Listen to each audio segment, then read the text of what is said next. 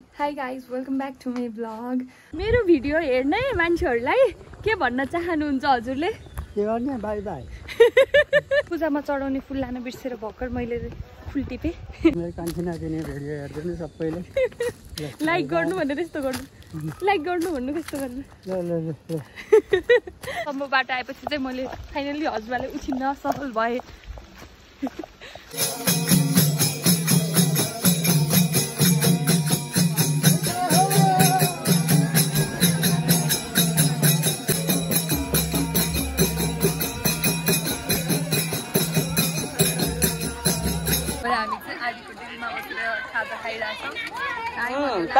चड्किनु परेर म डराउँछु भनेर खुर्को गऱ्यो अहिले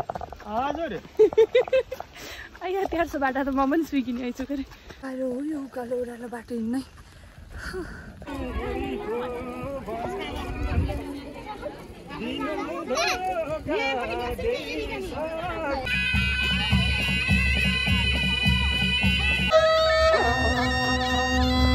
गलकोटको पन्ची बाजा यो चाहिँ.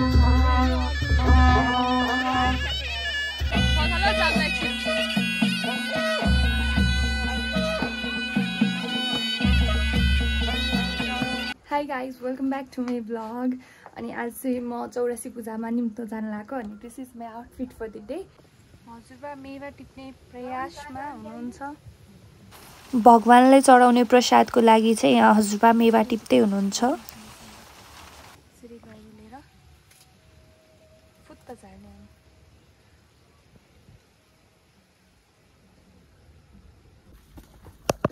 म र हजुरबा चाहिँ निस्क्यौँ घरबाट हाम्रो गन्तव्यतिर जानलाई. अनि एकदम गर्मी छ, अलिअलि हावा लाएर शीतल पनि छ. छाता ओढेर हिँडिरहेछौँ हामी चाहिँ.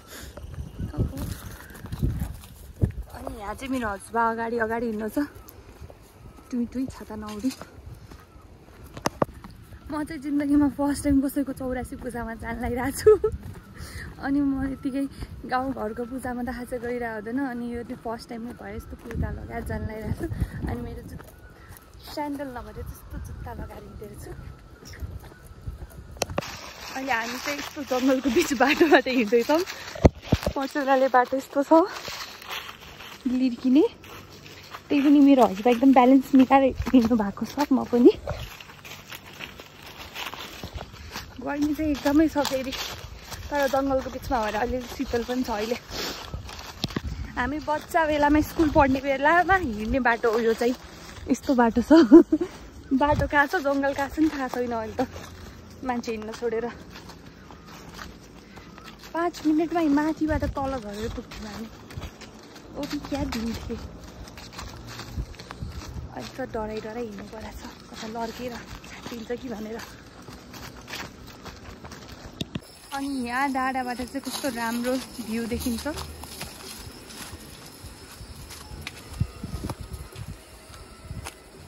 बाजा घाजा बजिरहेछ कतातिर बेरै छ.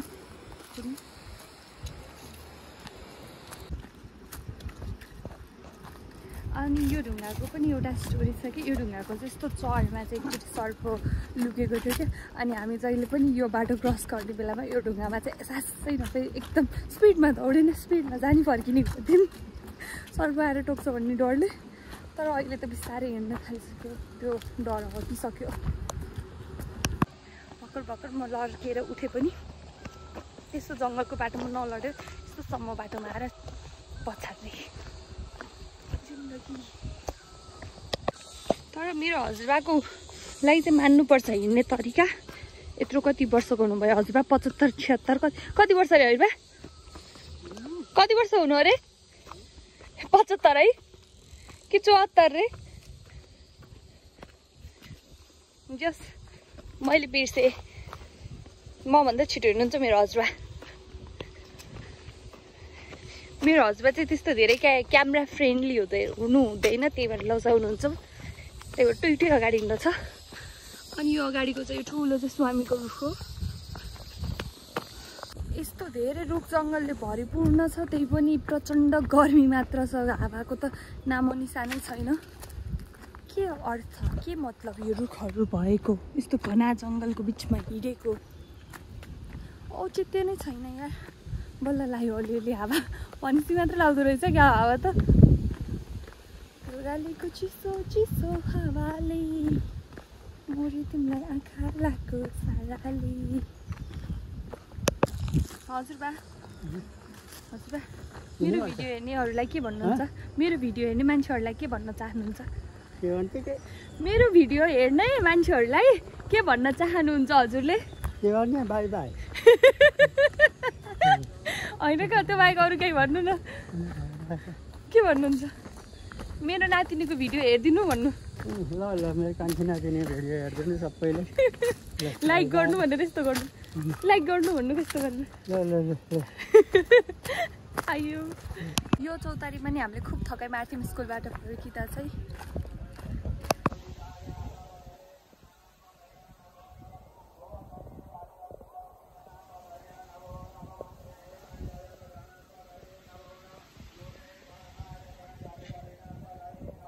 अब हाम्रो पूजामा जान लागेको घर पनि देखिन लागिसक्यो त्यहाँ छ हाम्रो छामाको घर अनि हामी अन द वे अब 5 मिनटमा पुग्छौँ म यस्तो पूजाहरूमा सम्म एक्लै नगएको भएर हजुरलाई लिएर आएको छु साथी हजुरसँग आएको अनि मलाई पूजामा जान चाहिँ कस्तो अप्ठ्यारो लाग्छ नगएको बानी भएर नि होला म त न बिहामा गएको छु म पूजामा गएको छु पूजामा चढाउने फुल लान बिर्सेर भर्खर मैले फुल टिपेँ त्यहाँ रुखबाट अब चाहिँ यो लगेर पूजामा चढाउने अर्पण गर्ने भगवानलाई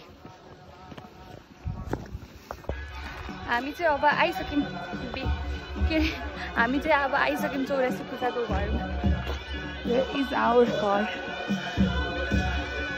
बाजागाजा बजिरहेछ पूजा चलिरहेछ मैले आँखा देखिरहेको छैन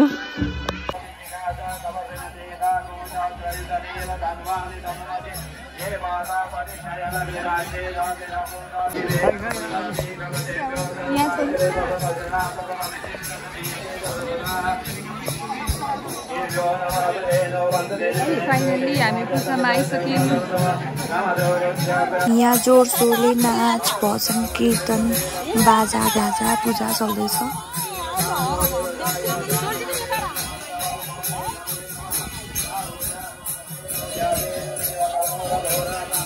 म यहाँ यसको बिचमा बकोला जसरी एक्लै बसिरहेको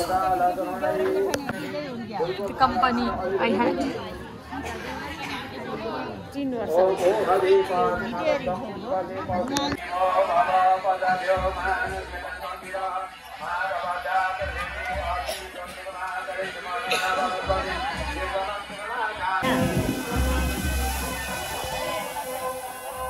बत्ती बाल्ने टाइम भयो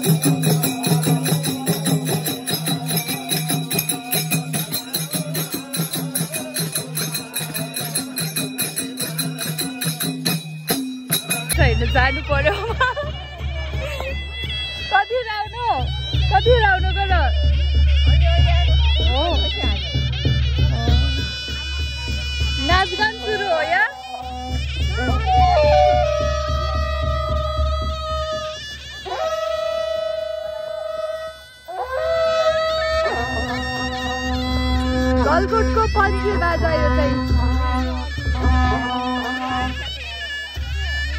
यो ठुलो चाहिँ धनगुडी अनि अरू बाजा मलाई थाहा छैन नाम ल उठ्नु सबजना नाच्नु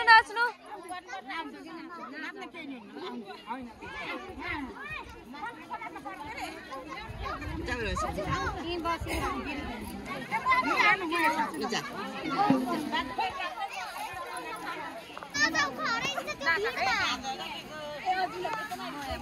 छु एक्लै नाच्न हेरेको नाच्न हेर्न कुरेको नाच्दै नाच्नु नगई पनि अब चाहिँ अलिअलि सुरु होला जस्तो छ चहल पहल भजन कीर्तन मात्र हेरेर पनि भएन अब हामी चाहिँ खाजा खान जान्छौँ सबजना झड लाउनु भयो लेट्स गो सिफ्ट भयो खाजा खाने ठाउँ आएको त बस्ने ठाउँ छैन अब उठिरहनु पर्ला अब चाहिँ हामी खाजा खाने लाइन बसिरहेछौँ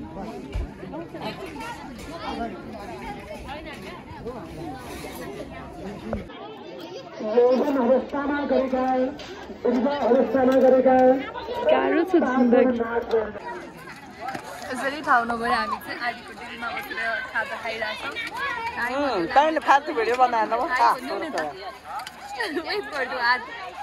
हात हल्लाइदियो आइ भनेर यहाँ क्यामेरामा हेरेको नानु नजाइ आफ्नो थाला उठाएर जानु पर्यो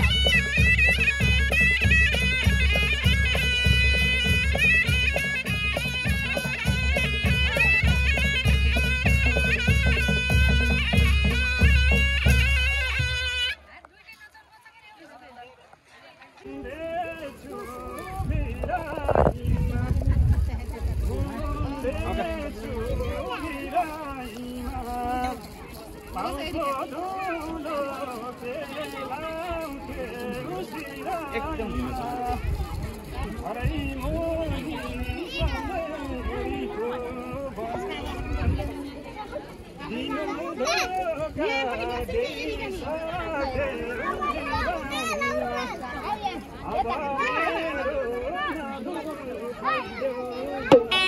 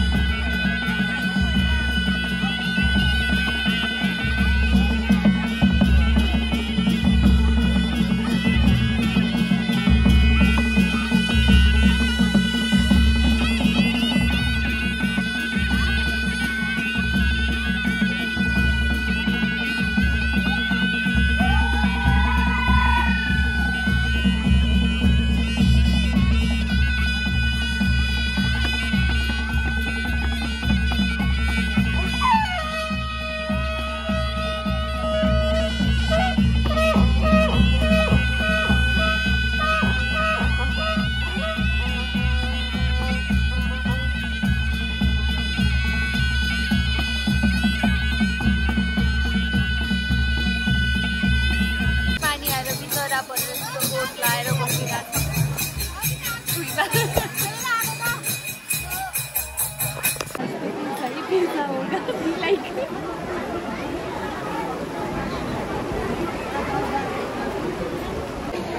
चौरासी पूजा चाहिँ फाइनली सकिसक्यो। अब हामी चाहिँ घरतिर लाग्छौँ। जे होस् अरू नभए पनि पानी परेपछि चाहिँ मौसम चाहिँ एकदमै खुलेर राम्रो ग्रिन बादल ढाकिएको र एकदमै सुन्दर देखिन्छ। कहाँ हो र पहिला माथि बस्ने? जे होस् पानी पर्यो भने मौसम त मस्त खुल्छ यहाँको। लुगा खुट्टा अनुसारको जुत्ता लगाएर आएको त पानीले चुलुममा पारिहाल्यो नि। जुत्ता खाल्दै बाटो हिलै त्यहाँ हिँड्न पनि सकेको छैन। हजुरबाहरू सुइकेको थियो। साँच्चै फुल्छ क्यामेरा त।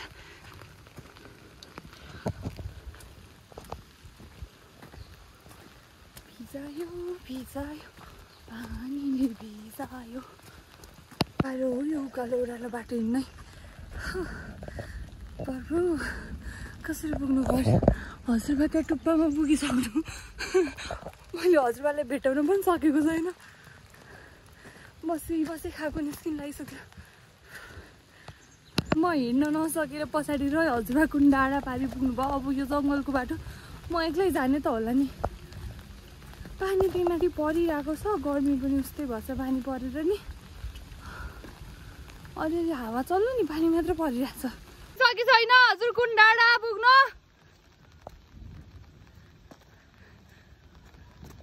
चड्किने नि पर्न थाल्यो अब त। तर भ्यू चाहिँ कस्तो दामी देखेको छ। जस्ट दामी वाला दामी। गडाङ गुडुङ पनि पर्यो।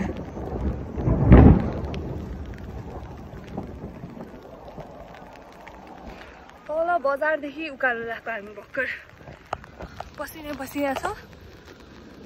एक्लै हजुरबाको टाप कस्नु भयो। हजुरबा त्यो कुर्सीमा भएछ। आइ त्यहाँ कुर्नु भयो हजुरबाले। दुई डाँडा पारि म हिँड्न सके छैन। टाप कस्नु छ टुइका टुई। ऊ आएको जस्तो मानेर फेरि जानु। अब चाहिँ अलिअलिसम्म बाटो आयो हिँड्छु कि म। जुत्ताको हालत त्यस्तो छ। बाटोभरि पानी जमेछ। घुम्टेको डाँडा सम्म बाटो आएपछि चाहिँ मैले फाइनली हजुरबाले उठिन्न सफल भएँ। हजुरबा किन पर्खिनु गऱ्यो मलाई नसुइकेर? चड्किनु परेर म डराउँछु भनेर कुर्नु गऱ्यो अहिले। हजुर यहाँ 1300 बाटा त म पनि सुइकिने आइछु गरे। तल्ल हामी चाहिँ घर आइपुग्यौँ। आजको लागि यति नै। अझै यस्तै रमाइलो कन्टेन्ट हेर्नको लागि डु सब्सक्राइब। Okay by.